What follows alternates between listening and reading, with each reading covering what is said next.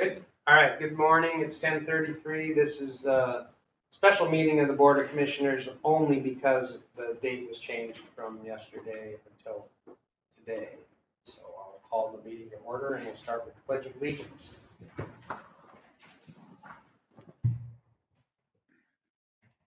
Pledge allegiance to the flag of the United States of America and to the republic for which it stands, one nation, under God, indivisible, with liberty and justice for all.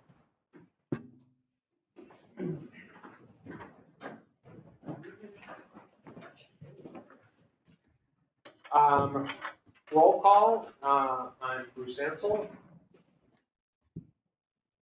John Robert. Scott Fisher. John Ward. Joel Nielsen. Matt Rigberg. Jason Vandermeer. Thank you. Any public comment? No. None? All right. First order of business is the Volunteer Pension Board meeting. I will open that meeting, and we have the July 18th minutes for review and approval. Is there a motion to approve those minutes? Moved and seconded. Any discussion? All in favor? Aye. I think I heard ayes down here. Aye. Unanimous, thank you. Any other volunteer pension board business? No, sir. All right, I will go ahead and adjourn the volunteer pension board meeting at 10:35 and open the regular board of commissioners meeting with the first item, the approval of the consent agenda, which includes the July 18th regular meeting minutes, for the August 8th special meeting minutes, staff reports, financial reports, and I will read the numbers for the vouchers, payroll, and benefits. July revenues, $128,832.68. August expenditures, $2,036,103.45. Direct deposit payroll, $510,847.15. Payroll taxes voucher, $131,600.78. Benefits voucher, $270,464.87. Monthly expenditure voucher, $111,234.16. Capital projects apparatus, $981,041.28. Capital projects facilities, $30,915.21. Is there a motion to approve the consent agenda? So, Moved and seconded. Is there any concerns, questions, discussion for items on the consent agenda? None? All in favor? Unanimous. Commissioner meeting reports. Anybody have a report? I went to Blaine City Council, but nothing to report that pertained to us. Okay. Anyone did know we didn't have the September. Do we have anything, Chief? I don't think there was anything going on. You and I went to several public outreach meetings for the levy, but no sit-down meetings. All right. Planning Commission, I'll bring that up. I was gonna bring that up as a Okay. version 2.0. Under your report or whose report? It could come under either one. That has to do with the city. We'll let the fire marshal Okay. address that in here in a second then. All right, 106. Thank you. Obviously, we're pretty bummed about the levy not passing. I just want to give a huge shout out to the body. We knocked on over 3,000 homes. That was in conjunction with mandates, ground downs, and people working a ton of overtime. So we're tired, we're frustrated, but like Chief says, we're just, onward and upward. With 5 new recruits hit the floor, so that's helping. And hopefully we'll get a few more, so. All right, thank you.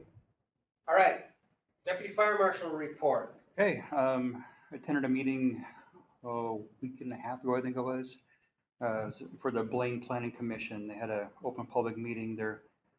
The commission is proposing to raise the building heights along Peace Portal Drive an additional 12 feet. So going from, I believe it's 36 up to 48 feet from street level. And had a meeting with the city manager and the head of planning, just letting them know that, it's exceeding our ability to reach the top floors because we don't have a dedicated ladder truck here in the city of Blaine. Just let them know that the nearest one's going to be Birch Bay if they're available. The next one might be coming from Ferndale or Bellingham. So it's going to add additional time. So we're saying that, we can't stop them from doing it, but we're not in favor of it.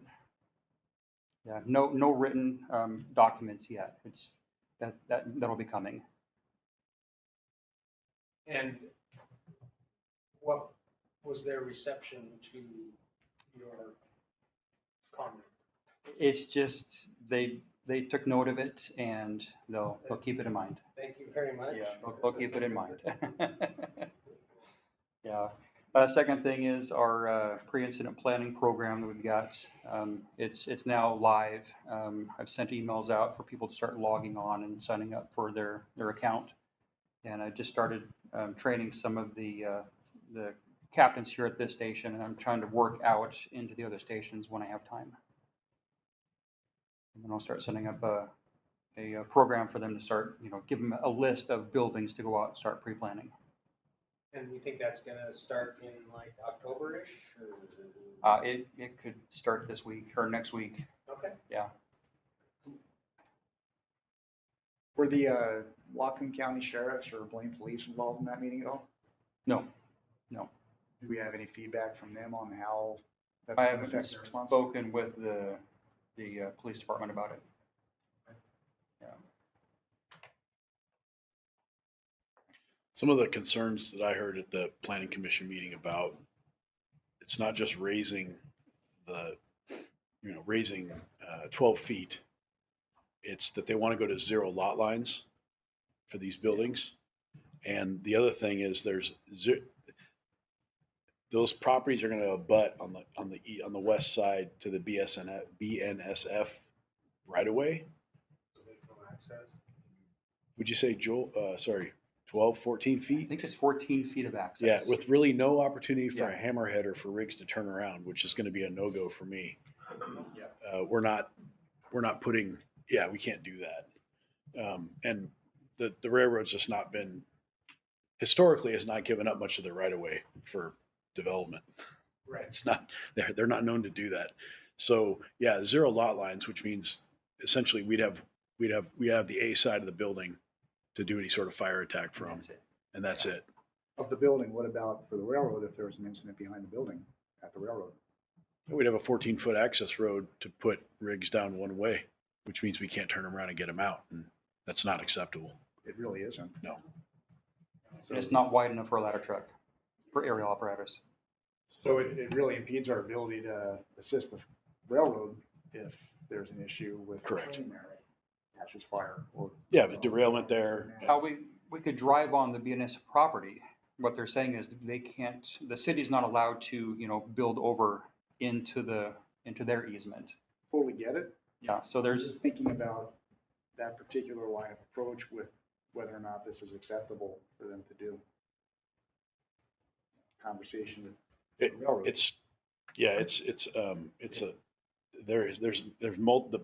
The building and the railroad both present a problem, access problem, if there was an incident in either one. Is the railroad aware, BNSF or aware? I don't know that they are.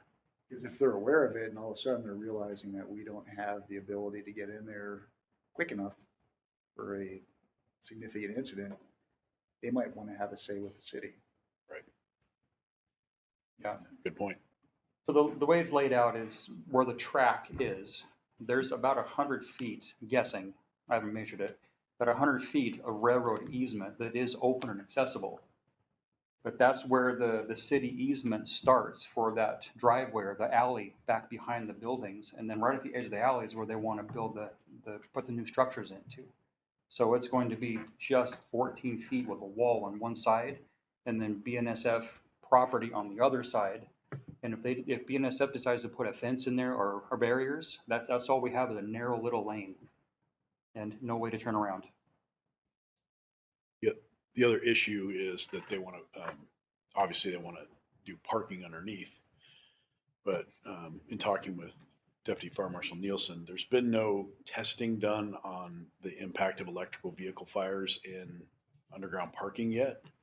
You know, those, would you say, Joel, those lids are built for about a 3-hour burn. It's a 3-hour rating, yeah. But electrical vehicles have been shown to burn for 18 to 24 hours, which could present a problem, obviously, if we were to have a fire in an underground parking in one of those occupancies. Residential. Yeah. So there's multiple things that need to be, in our mind, need to be addressed. But my understanding is we can only advise, we can't stop. That's my understanding. All right. Thank you. Yeah, I do it too. One time only, sure. I just say my concern would be for EMS calls as well, if not just fire, and they're just because of the increased populace, right? And just the Sure. access to get patients in and out. Fair enough.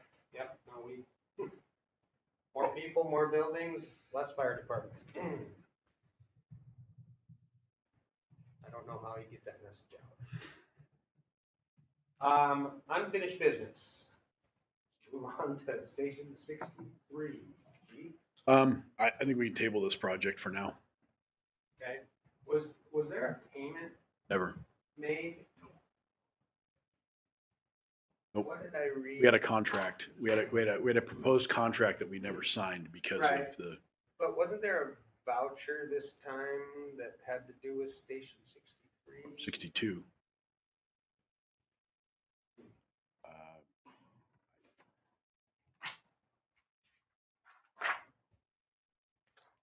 Sorry. Nope, let me look through it. Could be just loophole construction for 62 Was it? Okay. Yeah. All right. My bad. Yes. for 30,000 and change. Gotcha. Yep. All right. I was confusing it with 63. So this project is going to be put on hold. Will we notify the architects then? And Yep. just say, Yes, sorry. I'll notify the we architects have no money? and Jim Nelson as well.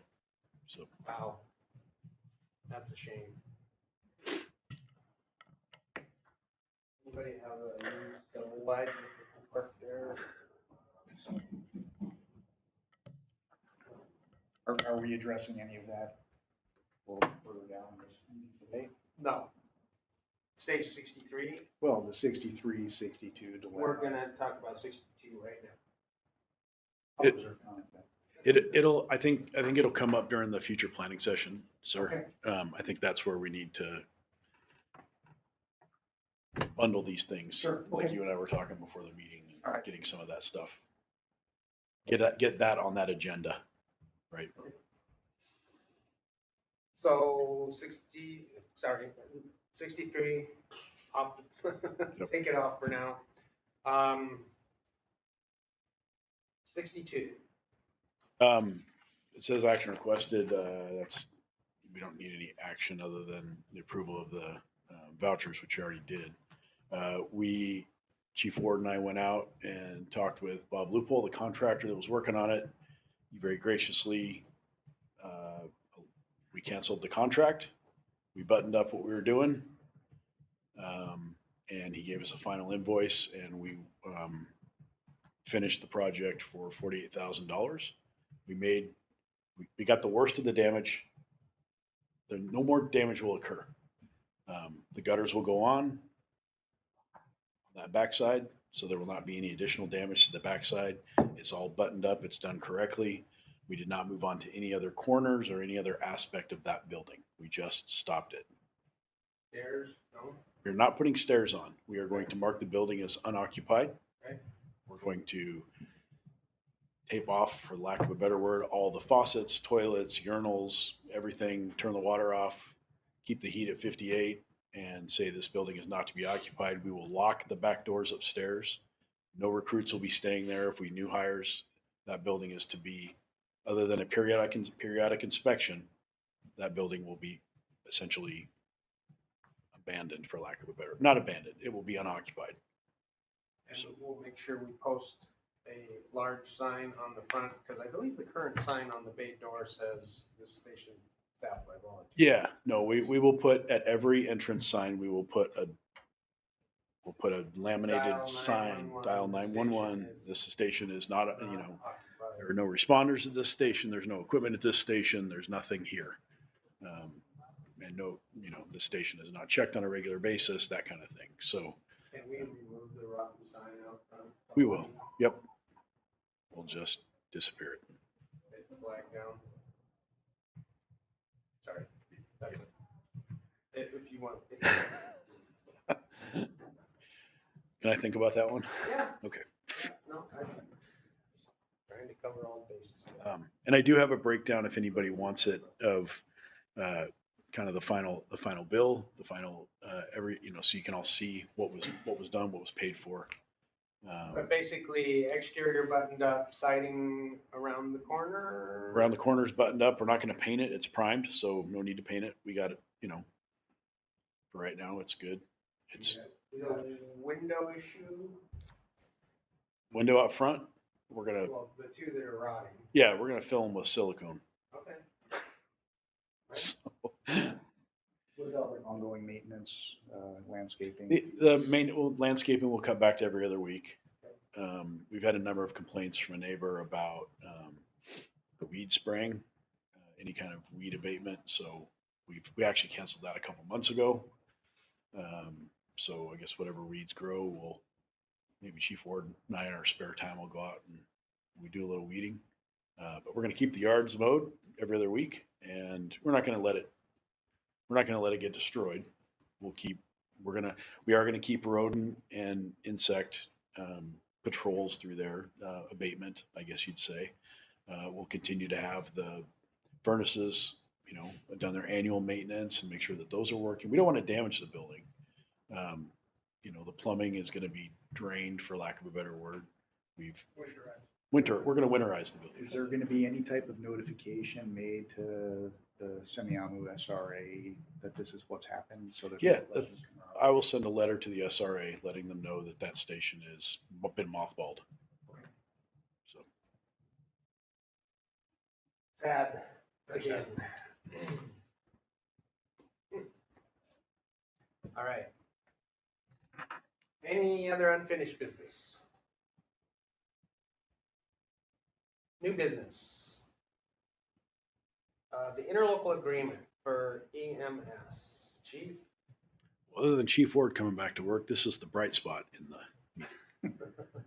After a year and a half of my camera working with the county to help them realize that what the voters voted for is what they agreed to, the county agreed to. The county has agreed to the disbursement of, what's that? Honor the payment that they told the citizens they were going to make. Yep. Of the monies to the BLS agencies. The fire chiefs, I'm proud of the group. We never backed down. We held fast to what the levy language said and said, no, this is, and all up to and including hiring an attorney. And said, basically told them, we'll see you in court. And they finally signed. So this agreement that I'm asking the commissioners to sign is our part of that BLS interlocal agreement with the county. For us, for what does that mean for District 21? It means a disbursement of $198,000 to reimburse us for BLS work that we do, which I would like to point out is less than 2% of our budget. It doesn't replace anything monumental in our budget that we use for EMS, but it is funds that we can certainly use, so. And when was the start date of, was it for 2024 or was there 2023 money in there? No, this is for 2024 through 2029, so this is for the life of the levy. Right, but so, This is correct. They're not gonna come back in 4 months and say, you overpaid you. This is correct. Both sides have agreed to the as of formula. today, this is correct. Is that a good enough answer? Yeah, Okay. yes. I understand who you're working with. And this was vetted by all the fire chiefs that are. All the fire part of this chiefs contract, and the fire chiefs hired Richard Davis. And an attorney. And he's looked at the language, he's comfortable with it. He's comfortable with it. Okay.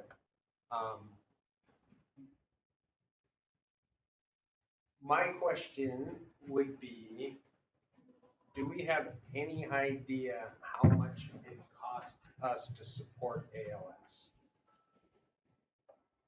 I do not have that number. I.e., we go on an ALS call and we end up having to drive the medic unit, so that puts our car out of service, puts our person out of service. Right. I know it would probably be a huge undertaking to try to figure that out, but it would be interesting to know how much we actually spend on supporting ALS service, because part of the functionality of the EMS system is the BLS crews. And to say, you know, maybe we're spending 25% of our EMS budget on ALS calls, not less than 2% or 2 to 3 that they're reimbursing us for. Right. I guess that it might be a topic for us to discuss during the planning thing, because I mean, right now we're looking for any source of income, and I believe in a way we're subsidizing the ALS EMS levy by providing a lot of support services for ALS. And, you know, and I'm not saying we abandon that. It's a great program. It's a great system, Right. but, you know, they ought to pay their fair share. Now, you know, Commissioner Crawford, you've been around in the system, and Chief Ward as well, maybe can nod their head in agreement. When this was first put together, the idea of the reason the initial $5 million payment off the last levy was made to the BLS agencies is because BLS keeps ALS at bay. The thought is that the BLS providers take enough work from the ALS providers so we don't have to keep adding to the system. So there's kind of already been that admission, I guess, that you can't do ALS without BLS. So that it would be an interesting thing to look and see how much like our district does support ALS even in the ALS mission, even though we're BLS providers, but how many times do we step in and assist the ALS providers? Yeah, but I you know, that was always part of when ALS stopped transporting everything. Remember, they brought in BLS transport. It was we'll give these guys BLS so that we can lengthen out the number of times we have to add to the system with ALS providers. Right. And they stretched it. Containment system for the EMS level. Correct. And they stretched it way beyond probably what it should be. It's now the inverse of what they expected. The bottom line is someone has to pay for it. Yeah. So whether you now have a 50-cent EMS levy, which maybe we could pass that. We certainly can't pass a fire levy. Right. But it's a funding conundrum. Yep. But that just sort of crossed my mind when knowing that they're reimbursing us for 2% of our operating budget, and 70% of what we do is EMS, and how much of that EMS is ALS related. Do we know that? I mean, I'm sure we know a percentage of how many, of all the EMS calls we go on, how many of them involve ALS? Oh, yeah, that's an easy number. Right. That's an easy number it's, the hard part would be. Right. But I mean, do you know off the top of your head what, or maybe Scott would know, does anyone have Not without going into the system and ballpark? actually putting in a, 30%? I'd say if 70% of our calls are BLS, then I would, 30% are gonna 30% be involved ALS. ALS. Is that? Yep. And I'm not holding any. I'm No, just that's trying to- probably a good, I'm just going with the spit. it's a starting number. Okay, now, anyway, curious mind. So we need, basically a motion then to approve the agreement for, is it First Emergency Medical Services 2024? And do we need the amount? They didn't actually approve they didn't actually put the amount in there. For us, for District 21, it's $198,000. Right. So we've got the contract information sheet, that was in our packet. I've probably over discussed it personally. Does anyone else have any comments or questions? Is there a motion to approve the contract?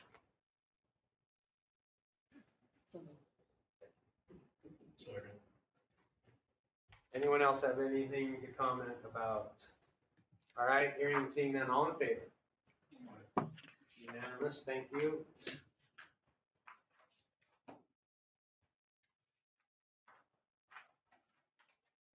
Division Chief of Special Services job description, this is a housekeeping Yes. issue, changed, no longer responds as Battalion 76, doesn't oversee the shop. Was there any other, I didn't get a yellow highlighting. Just a formatting, no, we just reformatted it to the new format as opposed to the old one. You'll see mine come through next month, Okay, which will be, so this is a housekeeping Yes. issue primarily. and it's gonna have the same changes. The same, now, no longer Battalion 76, and I oversee the shop. Much cleaner, nicer to read. We just thought it was important for you to see. Yes. All right, so we need a motion to approve this? No. No. It's just. Just for it's just- information.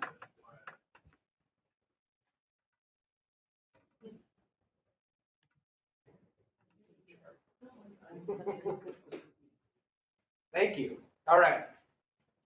Now, our future planning session, we need to look at some dates. And I propose that this be one or multiple Saturdays until we get this thing hammered out.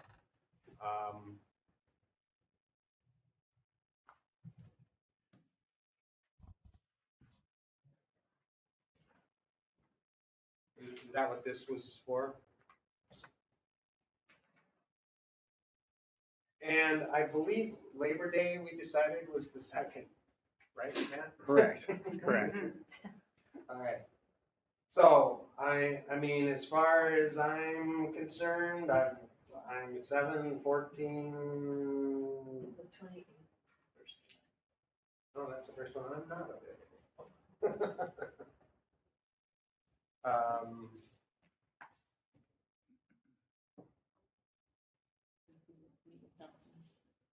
going to October. Well, Chief, how urgent are we? I mean, we're still operating under a balanced budget through the end of this year. So Correct. basically, this is planning which needs to be done before our budget session and all that. So October wouldn't be unreasonable. No, the reason I'd prefer to do it sooner rather than later is honestly for everybody's mental health, the troops included. Okay. There's a lot of questions out there right now, and I don't have a lot of answers. Okay. And I think that we owe it to our employees to least have, to try to do this as expeditiously and smartly and as thoroughly as possible. fair enough. Are you like out of town-ish, or are we, can do other dates work for you, or? I could Saturday the 7th in the morning. How does September 7th work? And if we have to go longer, that's just fine. If you were there for part of it, that would be great. September 7th Works for me. works for me. Commissioner McMurray till like say noon, or what time would work for Yeah, you? So, yeah, But I still say we continue regardless of whether you have to leave or not. Okay. And what about starting the night before? Start at like 5 PM, work for a couple hours? The only, Don't do the face. the only thing that I would, say no. that I would ask, that I would ask the commissioners to keep in mind is that it does take staff time. And so when it's done outside of their working hours, Okay, we're impacting their personal life. fair enough, you can do the face. So So what time would you want to start? 9 a.m. 5:30. Does that work for everyone? So then my next question is, Yes, lunch. yeah, no. Tiramisu, PB&J. sounds good too. Who do you want to, who else would you want to invite? Invite the district board commission. At this first one, Chief, you, I think the first one would be best to actually invite Richard Davis for us to get questions, like the questions about mitigation funds, questions about alternative funding sources. so let's, between now and then, develop those questions so that he can Yes, prepared and it's not a 6-hour ad hoc, $300 an hour Richard. no, I was thinking of having Richard Davis come for a couple hours. But if we could prepare some questions and staff will prepare some questions and, we'll have a labor management fee now and then. So maybe I can get some questions out of labor. But so that we can give him time to prepare those things. Yep. And that way he can answer some of the legal questions so that all of you can be here for that. And then from there, maybe Commissioner Ansel and I and Jenny could develop a outline of what we want to do that first day and then send it to you and you guys can give us. Yeah, I would open it like right now, not like right now, but starting right now for people to send in their ideas, questions, concerns that, I have a feeling that a lot of them are gonna be the same, but if we get everyone's input as to what topics do you want discussed there, and some of them may be too complex, some of them may not be complex enough, but we'll put them all together and vet them and send them out for everyone's review before we establish the final agenda. Does that sound like fair? There's a lot of things, everything is essentially up for discussion at this juncture.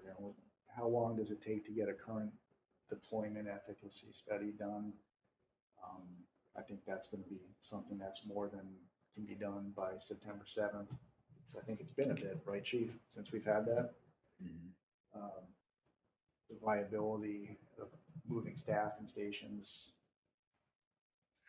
There's a lot that's going to be discussed. I think this will take multiple planning sessions. I think as a commission or board, we need to be aware of what the priorities are for the chief and the district, so we can focus our attention on the priorities of the district properly. There's just too many topics right now for us to nail in one meeting. So we're talking about future dates, the first one. Okay. That'll work. Just out of curiosity, what does October look like for people?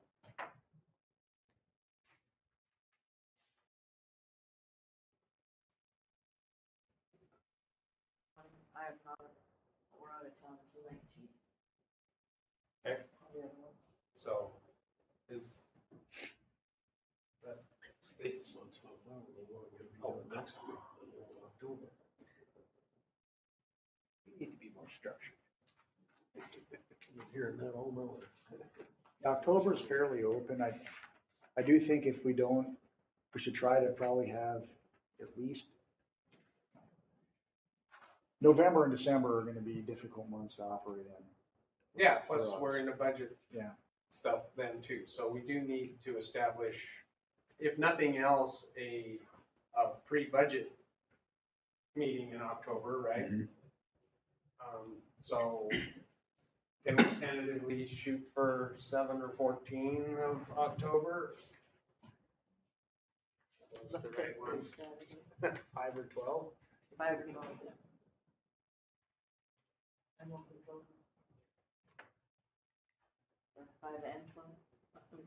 that's, Well, but I mean, the 5 and or 12 yes, work for everyone right now, if we just put and chief, maybe once you talk to staff and stuff, we can come back with. Is 12 better for your budget prep stuff versus 5? It'll probably be either or. I mean, it'll be fine. On the 12th is fine.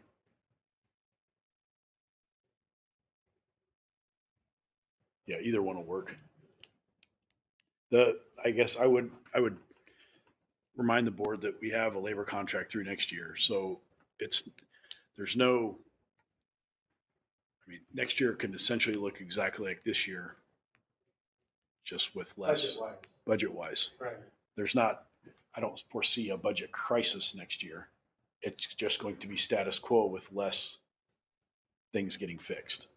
the challenge is the hemorrhaging of money on stations that can't be fixed right now. Bingo. Yes, sir. And the equipment, our And- trucks. And the aging of So equipment, I yes. don't think, well, speaking for myself, I don't think it's the standing contract that's the concern. It's the foreseeable, very foreseeable future where we have difficult decisions to make regarding locations and equipment. Yes, yes, but what I'm saying is budget-wise, I mean, operating budget-wise, with the exception of, yes, major repairs or apparatus replacement, we don't have any questions hanging out there as far as operating budget. So,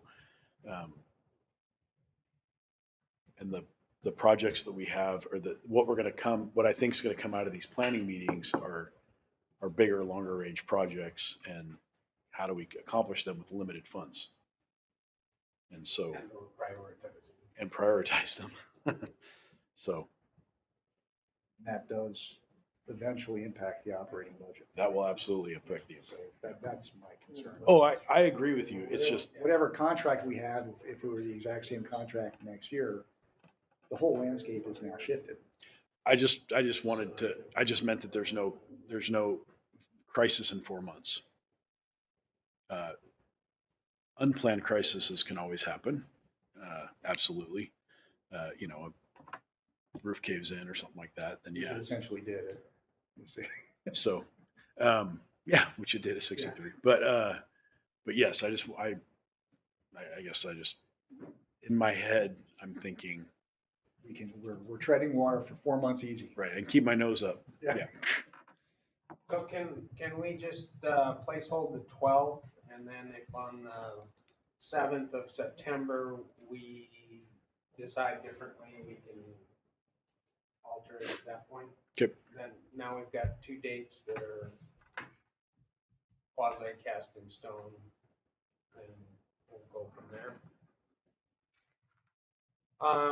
So, you know, rather than throw out 100 topics right here, right now, I think if we can just send those ideas to Jenny for topics that you really can't live without discussing. And once she gets those, so if we could do that maybe within,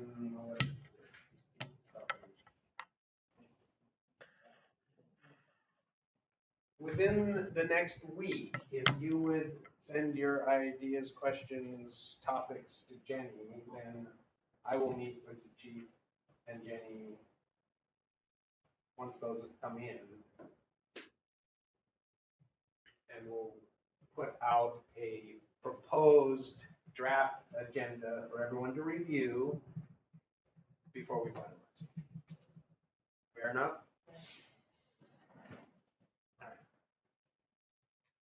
And so we're thinking Richard Davis at the first one. Do you want D4? Should we invite them? I don't, I think the follow-on meeting would probably be more appropriate. Yeah, So, I agree.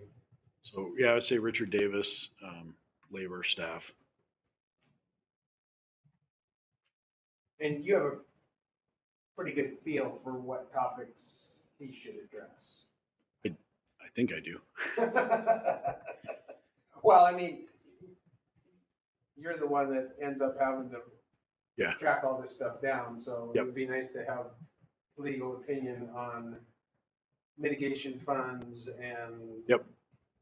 vehicle or building access issues and Yes. district boundaries and things like that. All right. Anything else on the future planning? Matt, are you good with that? Yeah. Thank you. Oath of office promotions. I'd just like to, we, since COVID, when COVID hit, we kind of started to do promotions and swearing ins at the company level. Usually it's shift change, so there'd be a few crews there. Just keep it smaller. I would like to return to a more formalized ceremony and I'd like us to wear our Class A's for more than just funerals. It needs to be a happy suit, not a sad suit. It's supposed to be a uniform we wear with pride instead of dread. So in thinking, we'd like to make the swearing-ins, promotions more formalized at the commissioner level. And I don't know whether we want to do that as a special separate meeting or, part of this meeting or after this meeting. But I'd like to bring it back to being more formalized. So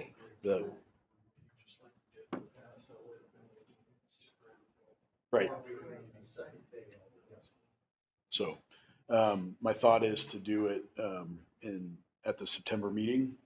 So we've got five people to swear in, and we've got four promotions that we need to make.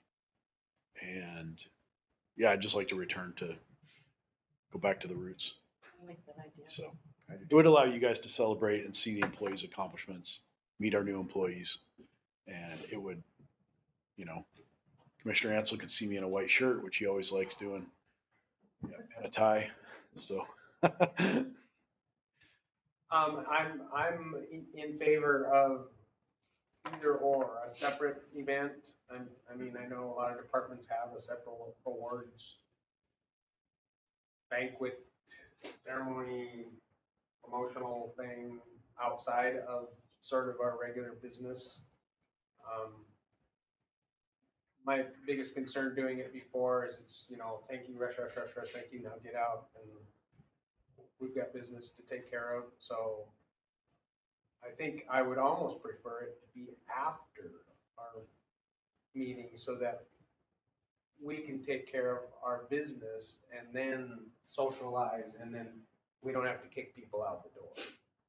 Just a thought. Then you have to know what time you're gonna be done. well, we may just have to hang out for a little bit if we did it at, say, 1 o'clock or something like that, or noon. 1 o'clock after Jenny's lunch. If we did it at 1 o'clock or 12:30, that way. Just a thought. To me, it feels weird to bring them all in, shake their hand, and then say, get out of here. Yeah, you can leave. And here's a cookie. Yeah. That's just Well, we'll try the first one. Jenny and I will work on, we'll plan the first one for after the meeting, for a time after the meeting on Or September. a separate date if people want to do that too. I just don't, I don't want to bind it to us having to put a damper on it one way or the other. So if it means, Let's get the 1 o'clock shot and see how it goes from there. Let's try at 1 o'clock and then Okay. see how it goes from there. And then if we need to adjust to it, maybe we need to do a special meeting in the evening or, all Saturday. right, we'll try after our meeting on the 19th. 19th. That work? Try. Work for you? Perfect. All right. Surplus vehicle. Resolution 2024-06 is the surplus of the chassis that was involved in the accident that is no longer useful to the fire district. We re-chassied that, reboxed it, whatever, and this is just leftovers. Did we steal all the parts off of it that we could possibly take? We got as much as we could. All right, is there a motion to approve resolution 2024-06? Any discussion? All in favor? Aye. Unanimous? Hey, Chief, tell us about this fire engine purchase that was originally approved September 15th, 2020. Okay, so before you, I believe in everybody's packet is, Not everybody, they have to share this. oh, okay. So Jenny has minutes from the meeting on September So you can share. 15th, I think, 2022. Yeah. Where the board approved the purchase of a engine from True North Spartan. And we were going to prepay for this engine. Board approved that, and we moved forward with executing the build. Somewhere in there, and this is my responsibility, the money we never paid True North. I can think of multiple scenarios of how that happened, but the bottom line is I probably never darkened somebody's doorway and said, transfer this money. So I am responsible for it. I have certainly learned from this. There's been a lot of discussion in the office about how this could have happened, and unfortunately, the finance director or finance manager is retired in February, so we don't have her here. But again, I am responsible. There is no money missing. The money stayed in reserve. And because of past trauma, I guess we'll call it, and local, I'm looking for a little pat on the back here. In the past, when there was excess funds, former fire chiefs always immediately transferred it into one of what I call a sequestered account. Capital reserves, capital facilities, or capital apparatus. Once funds are in those accounts, they cannot be used for anything except that. So in the negotiation game, in the wage game, once you put money in there, it cannot be negotiated against. By leaving money in an encumbered reserve, just a general reserve account, it is considered income that the district has. I believe, and in talking with Commissioner Ansel and just the way I've operated for the past 5 years, that's a more fair way of doing things for everybody. When we have transferred money from unencumbered reserves to a sequestered account, we do it at the board meeting so that labor knows where that money's going and why it's going to that account, and then we make the transfer with the approval of the board. To me, it's just a more transparent way of doing things to our employees. Instead of socking money away with no plan to use it, We've been keeping those accounts at roughly $1 million per. And that's, sometimes we drop as low as 800, sometimes we go as high as 1.25 in some of those accounts. Capital facilities, we typically leave at 1.5 million. And that's been my standard operating procedure from the time I came into the chief's office. I did ask the attorney when I became the chief, what is a responsible amount, a percentage for these accounts to have in reserve, to have in general unencumbered reserves? He's like, there's no standard. Whatever, you just do what you want to do. It's not, he didn't say it exactly like that, but that's what I heard. Was he basically said there's no standard, there's no state rule, there's no guidelines, there's no best practices. It's up to each individual district how you do this. Bottom line is that money did not get prepaid to True North. There was no invoice sent from True North. When I sent the sales guy, hey, we got approval, he didn't send me an invoice. So that probably didn't trigger to me to go to the finance manager and say, hey, we need to pay this. That's the best excuse that I have. Thankfully, the engine's built. It's sitting in Hillsboro, Oregon. The final inspection's been done on it. It's ready to be delivered. When I sat down with True North and said, hey, we're done with the tenders, we want our money back, they were amenable to that. I said, so just send the engine, we prepaid for the engine, send it our way. And they were like, not so much. So they sent me some documents to prove that we hadn't paid for it. I went through with Jessica, our finances. We've never paid for it. The money's still there. It's been sitting in reserves, accumulating interest for 2 years, I guess, since 2022. It never was lost. It's never been transferred. We don't do electronic transfers. We can see. I sign every check. If I would have signed it, we don't put $900,000 checks in the mail. We hand deliver them. And that's what'll happen with this check next Wednesday. Chief Ward or I'll go down to Marysville and hand it to True North. But the money's not gone, it didn't disappear. It just never got transferred from unencumbered reserve to capital apparatus and then dispersed to True North. And I think someone might ask, why didn't we as a board notice that? Fair question. But it wasn't a part of our operating budget. Correct. So, where we have a balanced budget and $1 million should have been spent, so then that year we should have had an extra $1 million.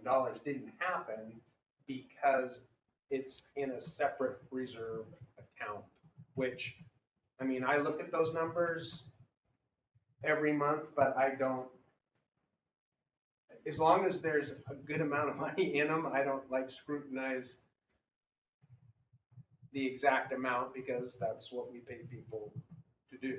Right. So I guess, I know, Matt, you kind of asked me, well, how come there wasn't maybe a red light flashing that $1 million was missing somewhere? Well, it was in another bank. It was over here.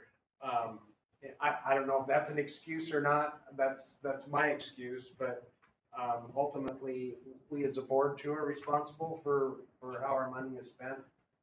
I'm relieved that True North has honored. They are going to honor the prepaid price. And we have earned the interest on the money. So Yes.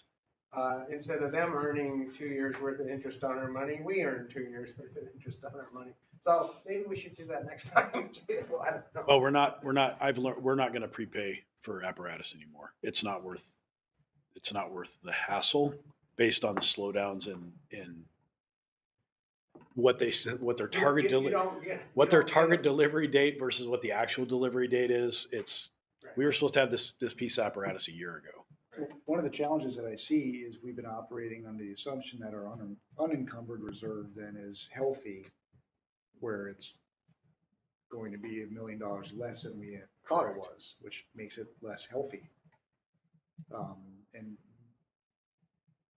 with all of the budgeting challenges that we have, this adds a whole other wrinkle onto our finances. So I do have that concern. Where does that pull our unencumbered to? $4.3 million. And as we discuss in our meeting in September, our ability to reimburse a commissioner bond on a monthly basis, and that's one of those considerations that now directly impacts it.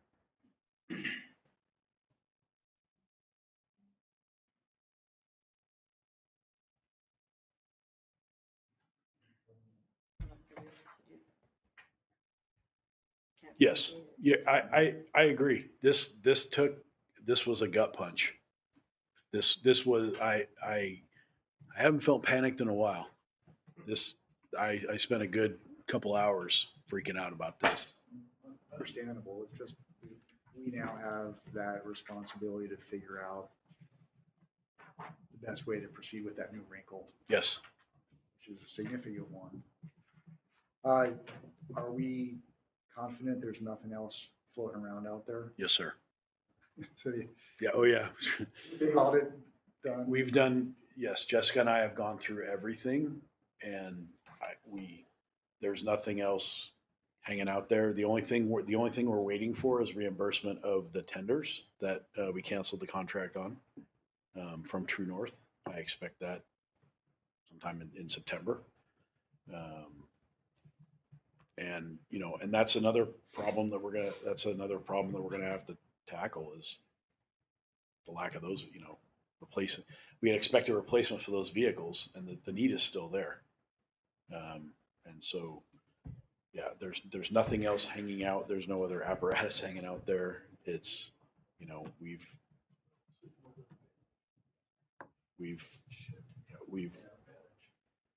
there's a new, all I can say is that the communication between Jessica and I is different than in previous. I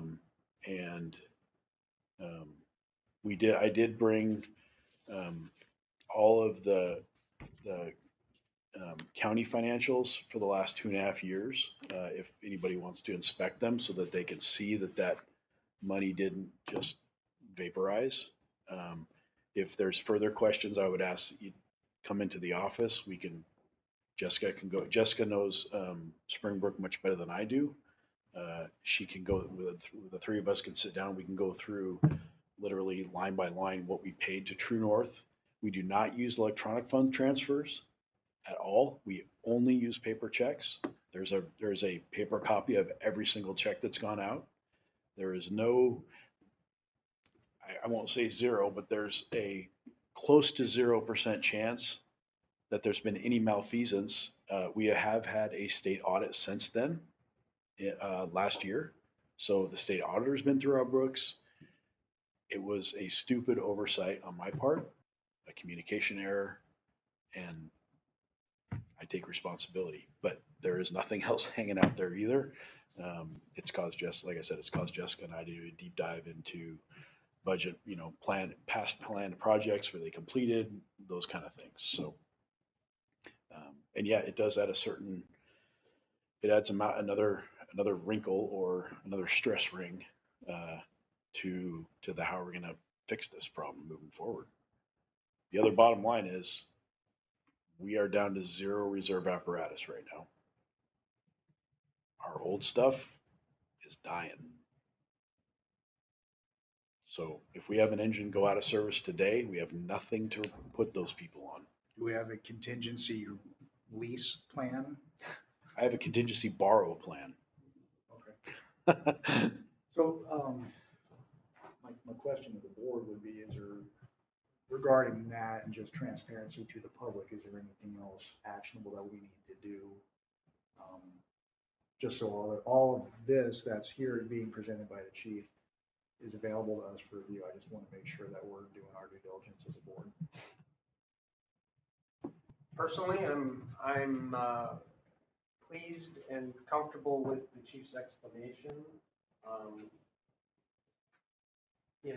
The fact that it happened on someone else's watch who's no longer an employee here. I don't want to say makes it easier. I would be disappointed if it was our current person, who I think is doing a heck of a job in the finance department and has taken us to a new level.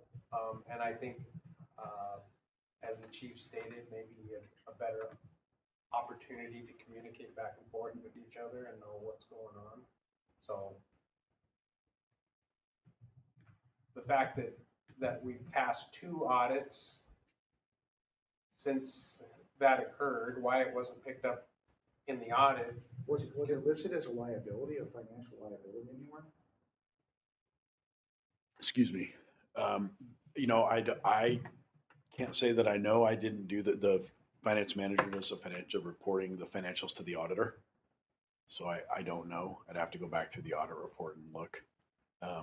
We have a clear line of communication with the auditor now. Jessica's opened one already about not malfeasance questions or anything missing questions, but just about differences in the way that Jessica did the reporting to the auditor versus the previous person in the office did the reporting to the auditor, to make sure that Jessica's doing it right and correct. So that would be, we could certainly go back and reach out to our contact at the state auditor's office and have them relook at that if you'd like. And maybe that's the most transparent way to do things. I don't know that that's my authority to direct that or not. I mean, I just, somewhere there, this was a significant financial liability that was just, But so this apparatus was ordered in 2020, expected to be delivered in 2021. And because of COVID and the slowdown, it wasn't delivered till 2022. So because it was in the capital budget, it wasn't in the line item day-to-day budget. At the end of 2021, for whatever reason, it dropped off my radar. And that money just sat there. So it's possible it didn't get listed as a liability in 2022, and therefore it didn't get picked up by the auditor. But they certainly would have seen it in 2021 and asked, hey, what's the status of this project?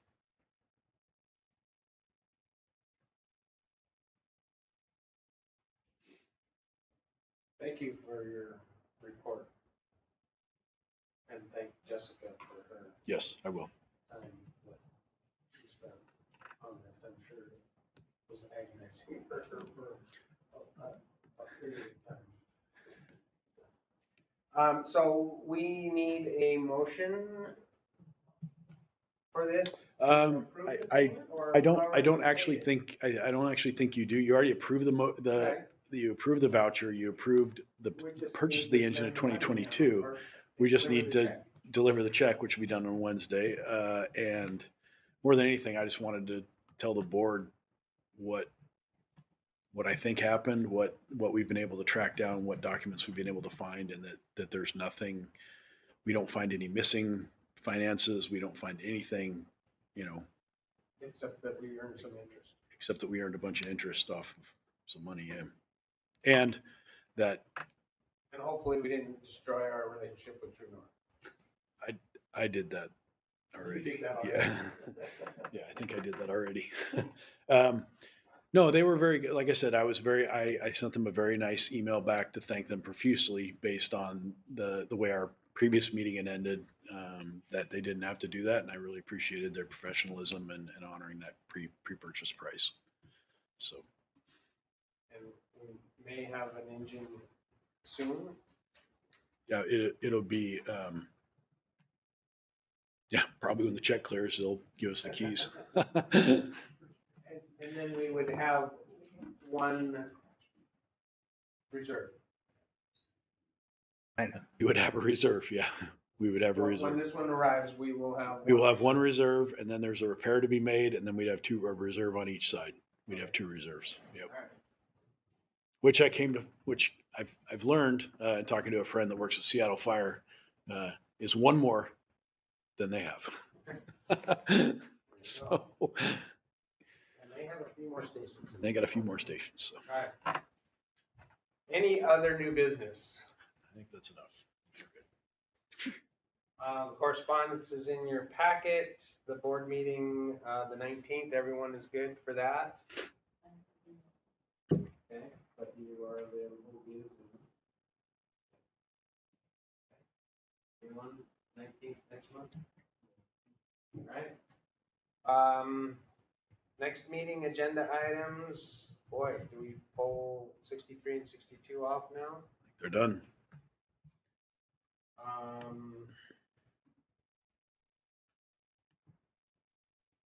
Maybe we'll have a draft agenda for the planning meeting at that meeting. So that's done. But we should have, the planning meeting will be prior to. So we should have maybe a report on that, and then the agenda for the 12th of October. Yeah, sorry. Sorry. Well, time is flying by fast. All right, anything else for next meeting?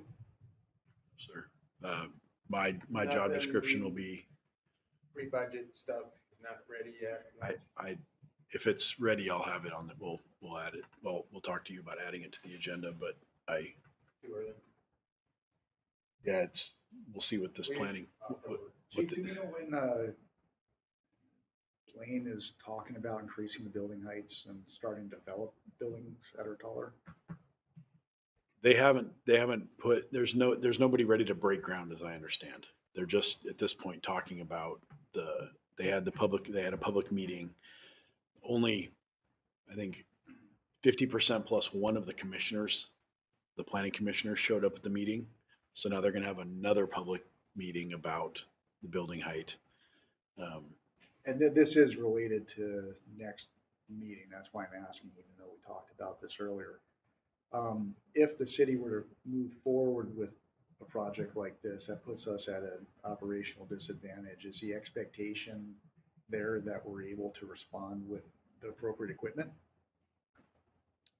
Their expectation is that we respond with. Is the legal expectation? Are we legally? That I'm not sure how. I think we can inform them that we don't have it and they can choose to move forward. And I'm not sure whose liability that falls down on. That should be a topic for Mr. Davis. Yep. I just didn't know if we needed additional information in the next meeting about where that sits, because that's another thing on our agenda. I know I'm on record here, but my experience with the city is that they don't really know or care about public safety from the fire service standpoint and what they choose to do downtown, how it affects our ability to provide that service. This one has a significant impact on Well, preservation of so life. does a huge 1,000-home Yep. residential or a At mobile home least- park. At least we have the capability of responding to that and somewhat tackling it appropriately. Here, we're talking about something that we don't even have the appropriate gear. We don't have the appropriate gear to handle any multi-story emergency effectively with a first-in response. Right. No offense, Chief. Nope. That's the reality here is we're a ladder truck, another engine company short of being able to even start an effective multi-story fire operation. And that's apparently what the public wants. Birch Bay and Blaine are technically they're urban areas. The number of people in buildings per square mile, they're classified as urban. We have a suburban/rural response. That's our model. And when you mix those two, 90% of the time it works really good. 10% of the time you've got units coming from 20 minutes away, 30 minutes away.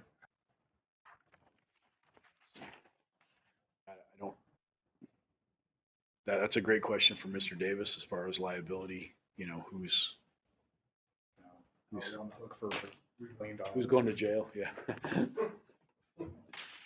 All right, we need an executive session for RCW 42.30.110 subsection G to evaluate qualifications of an applicant for public employment or to review the performance of a public employee. There will be no action. No after action that. taken. And we need 10 minutes. 10 minutes. It's 11:45. We'll reconvene at, do you need a 5-minute break before executive session, or are we good? Huh? Let's take 5 minutes. Okay, so we'll take a 5-minute break, do a 10-minute executive session, be back at noon.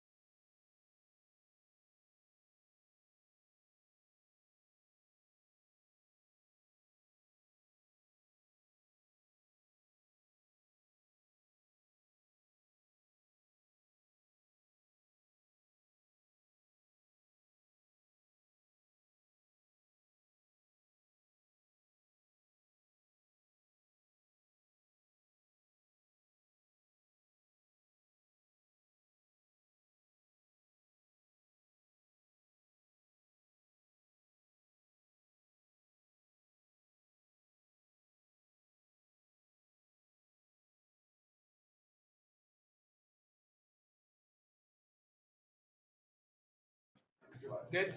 All right, 12:06, reconvene after executive session. There's no action after the executive session. I will entertain a motion to adjourn. Okay, I'm a second. All in favor? Aye. We are adjourned at 12:07. Thank you. Retired.